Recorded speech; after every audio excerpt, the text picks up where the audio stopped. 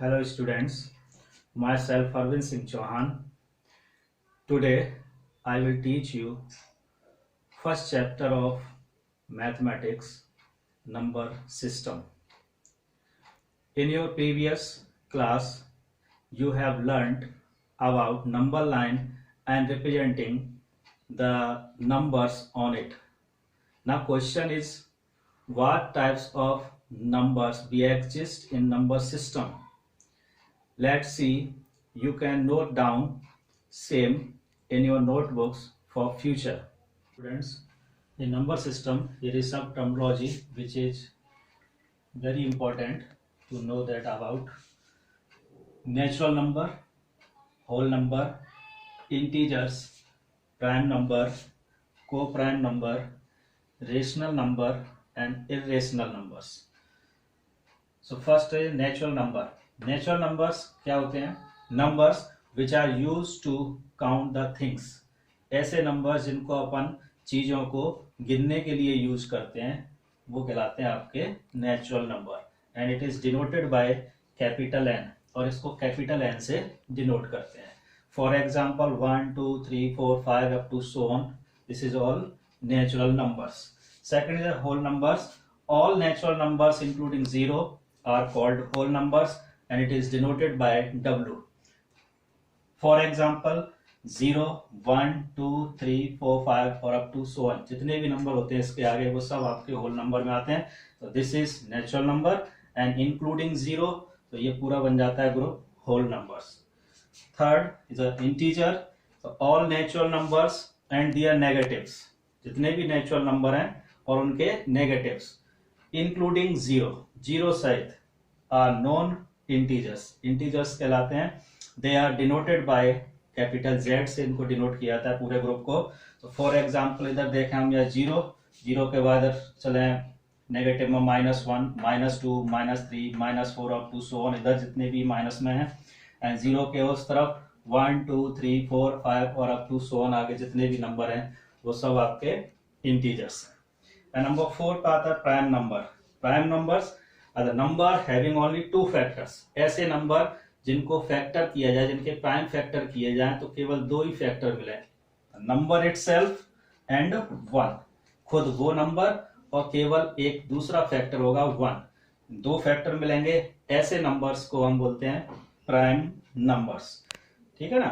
तो जैसे सबसे छोटा प्राइम नंबर होता है 2, उसके बाद 3, 5, 7, 11. तो इनको जैसे अपन देखें 2 के टेबल में आता है और 2 के फैक्टर करें, अगर प्राइम फैक्टर करें तो 2 और 1 2 ही फैक्टर आएंगे.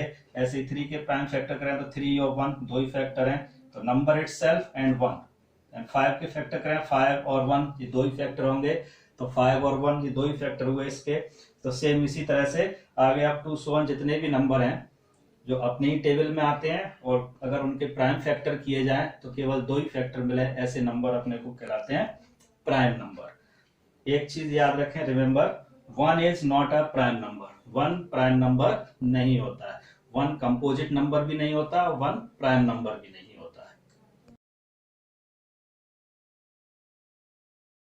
Segment the next slide is composite number.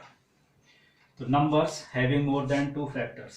जिस तरह से प्राइम फैक्टर में था केवल 2 ही फैक्टर होते हैं जिस नंबर के, उसको प्राइम नंबर कहते हैं.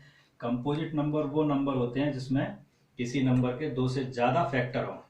2 से ज्यादा फैक्टर होंगे तो वो नंबर कहलाएगा आपका कंपोजिट नंबर. तो number having more than 2 factors are called composite number. For example 4, 6, 8, 9, 10. इस तरह से इसके अगर फैक्टर करें तो 4 के फैक्टर होते हैं 2 इंटू 2 इंटू 1, 6 का 2 इंटू 3 इंटू 1 है ना, 8 का हो गया 2 इंटू 2 इंटू 2 इंटू 1, 4 फैक्टर हो गया. तो इस तरह से अगर किसी नंबर के 2 से ज्यादा फैक्टर होते हैं तो वो कहलाता है कंपोजिट नंबर.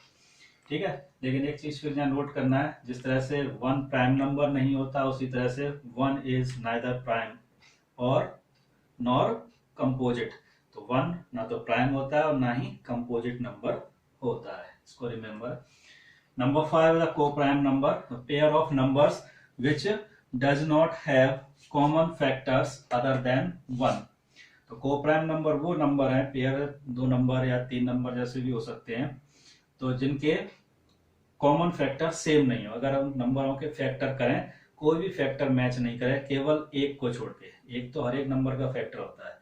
तो जैसे 2 और 3 ये पेयर है दो नंबर्स का, तो 2 के फैक्टर करेंगे तो 2 इंटू वन, 3 के फैक्टर करेंगे तो 3 इंटू वन। तो 2 और 3 आपस में मैच नहीं करते, केवल 1 है दोनों में कॉमन फैक्टर है, इसलिए 2 और 3 ये दोनों पेयर को प्राइम नंबर हो गए। ठीक है, 4 और 5, 3 एंड 5, 5 6, तो इस तरह से कई सारे पेयर बनेंगे। तो ऐसे नंबर जिनके फैक्टर सेम नहीं हो, केवल एक को छोड़कर, एक तो हर एक नंबर का फैक्टर होता ही है। और नंबर 6 का था आपका rational number. So numbers which can be written in the form of p upon q, ऐसे नंबर जिनको p अपॉन q की फॉर्म में लिखा जा सकता है, यानी अपॉन में लिख सकते हैं, वो नंबर कहलाते हैं आपके रेशनल नंबर। यहाँ पे p अपॉन q यानी p है यहाँ पर आपका, q दोनों ही इंटीजर्स हैं, and q is not equal to 0, ये कंडीशन है इसकी। डिनोमिनेटर कभी भी रेशनल नंबर का 0 नहीं होगा। न्यूमरेटर 0 हो सकता है, डिनोमिनेटर कभी भी 0 नहीं होगा। सो ऐसे नंबर जिनको अपन p अपॉन q की फॉर्म में लिख सकते हैं वो कहलाते हैं आपके रेशनल नंबर। फॉर एग्जाम्पल जैसे देखा माइनस में भी होते हैं 3 अपॉन 5, 2 अपॉन 1, 0 अपॉन 1, 5 अपॉन 7, इस तरह से एटसेट्रा। ये सारे नंबर्स आपके रेशनल नंबर जिनको अपन p अपॉन। तो रेशनल नंबर में आपके जितने भी इंटीजर्स हैं, जितने भी आपके नेचुरल नंबर हैं, जितने भी आपके होल नंबर हैं, ये सब रेशनल नंबर होते हैं, क्योंकि इनके नीचे अपॉन 1 लगाने पे ये p अपॉन q यानी फ्रैक्शन में कन्वर्ट हो जाते हैं। तो जितने भी नेचुरल नंबर, होल नंबर या क्या आपके इंटीजर हैं, ये सब रेशनल नंबर होते हैं। ठीक है ना। और रेशनल नंबर्स को कैपिटल Q से, जो पूरे सेट को कैपिटल Q से डिनोट किया जाता है। नेक्स्ट है इसमें रेशनल नंबर में ही अगर अपन रेशनल नंबर जैसे अपॉन में लिखा हुआ अपन डिवाइड दें, डिनोमिनेटर का न्यूमरेटर में डिवाइड दें, तो आपको डेसिमल फॉर्म में आंसर मिलेगा। क्वेश्चन जो होगा डेसिमल में होगा, तो उसको कहते हैं अपन decimal expression of rational number. तो decimal expression of rational number is either terminating or non terminating repeating. अगर डिनोमिनेटर का न्यूमरेटर में डिवाइड दें तो जो डेसिमल एक्सप्रेशन जो कोएफिशिएंट मिलेगा या तो वो टर्मिनेटिंग होगा, टर्मिनेटिंग मतलब पूरा पूरा डिवाइड चला जाएगा, आगे रिमाइंडर जो होगा वो 0 बचेगा, तो जो कोएफिशिएंट मिलेगा उसको बोलेंगे अपन उस रेशनल नंबर का डेसिमल एक्सप्रेशन। तो डिवाइड अगर पूरा चला जाता है तो वो टर्मिनेटिंग डेसिमल एक्सप्रेशन है। ठीक है।